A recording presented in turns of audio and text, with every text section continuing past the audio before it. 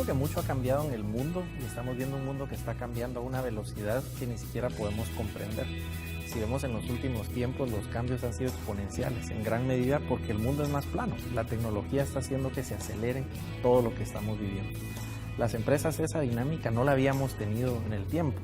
Si vemos incluso a la población mundial, estamos viendo un cambio exponencial. La gente está viviendo más, ahora con más acceso a tecnología, inclusive el tipo de enfermedades que está experimentando la humanidad ha cambiado. Eso está llevando a una dinámica de negocios muy diferente. Las empresas cada vez más conectadas, cada vez con más acceso a información, un mundo más global. De ahí la importancia de planificar y gestionar para el cambio, que está presente en todo lo que hacemos todos los días.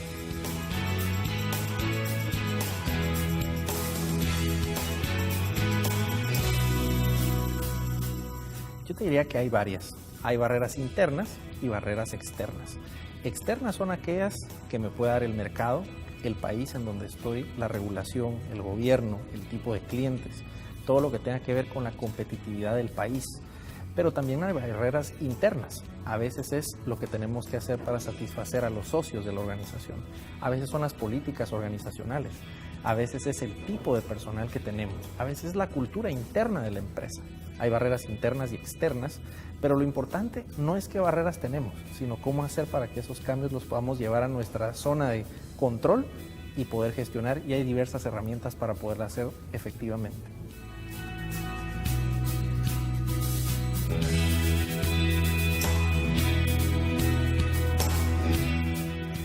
Todo cambio debería de tener un proceso y es muy importante seguir una serie de pasos consecutivos. John Kotter, que es uno de los profesores de Harvard que ha estudiado sobre el tema, planea al menos 8 pasos específicos. Y lo primero es establecer un sentido de urgencia. ¿Por qué debemos de cambiar en este momento? Luego que has hecho eso, hay que establecer una coalición guía. ¿Quiénes son las personas que te van a acompañar en ese proceso de cambio? Lo tercero es establecer una visión que sea contundente hacia dónde queremos llevar a las personas que van a estar en este cambio. Luego de tener esa visión, es importante comunicarla y sobrecomunicarla. Diversos medios, diversos métodos para comunicarla. Luego de que ya la has comunicado, es importante empoderar a las personas que puedan ejecutar sobre esa visión que has hecho. Pero la ejecución no es todo lo que cuenta. Lo que cuenta es empezar a ver resultados de corto plazo.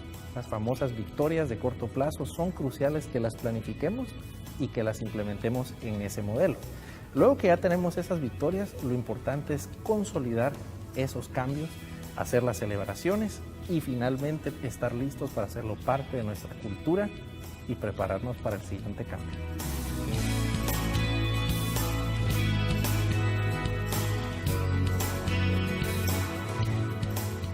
La resistencia al cambio es una de las etapas y es normal en cualquier proceso de cambio. Vemos que todo proceso de cambio pasa por al menos 4 momentos. El primero es la negación. Creemos que el cambio no se va a dar y vamos a regresar al pasado. La segunda etapa es la resistencia. La tercera es la experimentación. Y la última es el aprendizaje o el compromiso. Pasemos por esas 4. La primera vimos que es querer regresar al pasado. La segunda es esto no va a pasar y me resisto activamente a esto.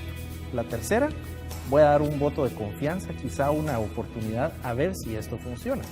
Hasta que finalmente empezamos a aprender y vemos que el desempeño se da en la cuarta etapa. ¿Qué hacer para vencer la resistencia? La resistencia se puede dar principalmente por 4 razones. La primera, quizá la más importante, es que no me siento parte del cambio. Yo me resisto a aquello que no he construido conjuntamente. Y luego las otras 3. Quizá es porque no sé, una barrera de conocimiento. Quizá es porque no puedo, una barrera de destrezas y de habilidades, o quizá porque no quiero, la barrera de las actitudes. ¿Cuál de estas 3 es la más compleja? La de actitudes, sin duda. Es más fácil trabajar en conocimientos y en destrezas que en cambiar actitudes. Lleva más tiempo, pero ahí vemos las 4. La clave de esto, sin duda, la participación.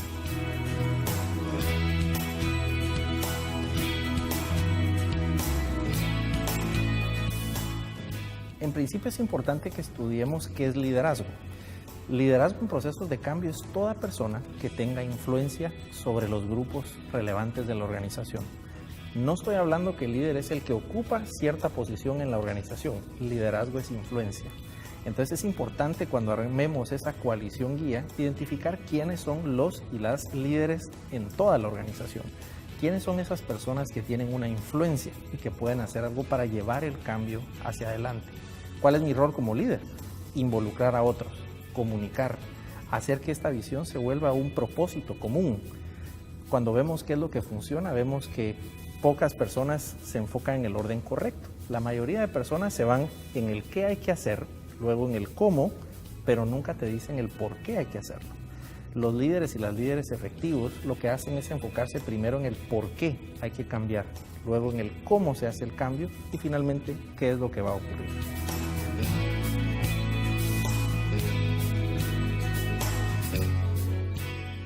Lo principal, yo creo, es recordar de una frase muy simple pero muy poderosa. El mensajero es el mensaje. Si tú eres un líder que va a cambiar una organización, primero tú debes de modelar el cambio que quieres ver. ¿Cuál es ese cambio que tú quieres liderar en la organización? ¿Será que tú lo estás viviendo en tu vida personal, en la organización? ¿Cómo te mirarían los demás? Creo que es fácil vernos como líderes que tienen influencia si nuestros frutos son coherentes con el cambio que queremos hacer. Lo primero que va a ver las personas es coherencia, pero lo segundo que va a ver es la consistencia. ¿Qué tal si mi mensaje es siempre consistente? Si lo que dije, eso es lo que estoy haciendo. Te diría que una de las principales competencias que tienen esos líderes y esas líderes es coherencia, consistencia y una última, esa resiliencia. Resiliencia es una competencia que lo que dice literalmente es que yo me puedo sobreponer ante cualquier cambio. Y esto en gran medida es una decisión personal. El crecimiento en el cambio, ese es opcional. El impacto del cambio, ese no. Todo cambio trae impacto, pero ¿qué decides tú que ese cambio sea? Esa es tu decisión.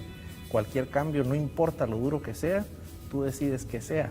Puede ser positivo, puede ser negativo. Puedes hacer que todo obre para bien.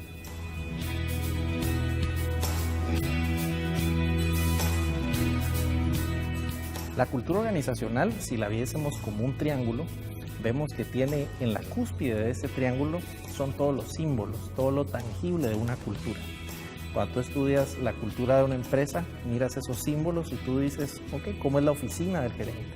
¿Cómo es el vehículo que manejamos? ¿Cómo nos vestimos? ¿De qué hablamos? Todo lo visible. Pero vienen otras dos capas dentro de la cultura. Lo segundo son los valores. Lo que decimos que somos, lo que son nuestros no negociables y cómo vivimos cada día. Ese no es tan visible, pero es visible en el cómo nos comportamos cuando tomamos una decisión. Y finalmente, el que no es tan fácil observar son los supuestos básicos. Eso lo conoces el primer día de trabajo cuando empiezas a decir cómo es esta organización. Quizá no lo miras, pero empiezas a asumir cosas. ¿Qué es lo que pasa con la cultura y el cambio? Si tú quieres cambiar, tienes que estudiar cuáles son las tres cosas dentro de una cultura. Cuáles son los símbolos tangibles, cuáles son los valores y cuáles son los supuestos básicos que todos creen. Cuando vimos lo que hizo Estados Unidos cuando llega a Irak, por ejemplo, lo primero que hace es cambiar la cultura, moviendo las estatuas de Irak. Eran los símbolos tangibles. Luego empieza a comunicar ciertos valores de comportamiento que se esperaba en la sociedad, hasta que esos se volvieran supuestos básicos. Si tú vas a liderar un cambio en la organización, hazte esas tres preguntas. ¿Qué símbolos hay en tu organización? ¿Cuáles son los valores? Y si el cambio va a hacer impacto en ellos. Y finalmente, ¿cuáles son los supuestos básicos? ¿Qué creen las personas en general? Y cómo ese cambio va a impactar ahí.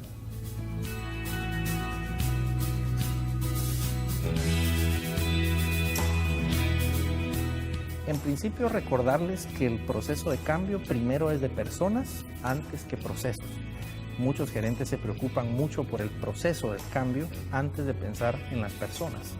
Cuando vemos a las personas dentro de esa riqueza que todos tenemos temores, todos tenemos sueños, todos tenemos cosas que queremos hacer, el cambio puede tocar en una de esas áreas. Cuando vemos a las personas como personas y no como un número, el proceso de cambio en principio adquiere una dimensión diferente. El segundo consejo sería vivirlo como la combinación de personas más un proceso. Vimos que hay un proceso, un método para hacerlo. Recordemos esos pasos, desde establecer un sentido de urgencia, formar una coalición, crear una visión, comunicar esa visión, empoderar a la gente, generar victorias de corto plazo y empezar a consolidarlo como una cultura. Si llevamos ese proceso acompañado de ver a las personas como todos son importantes, todos tienen que aportar, el cambio puede ser algo que transforme para bien la organización.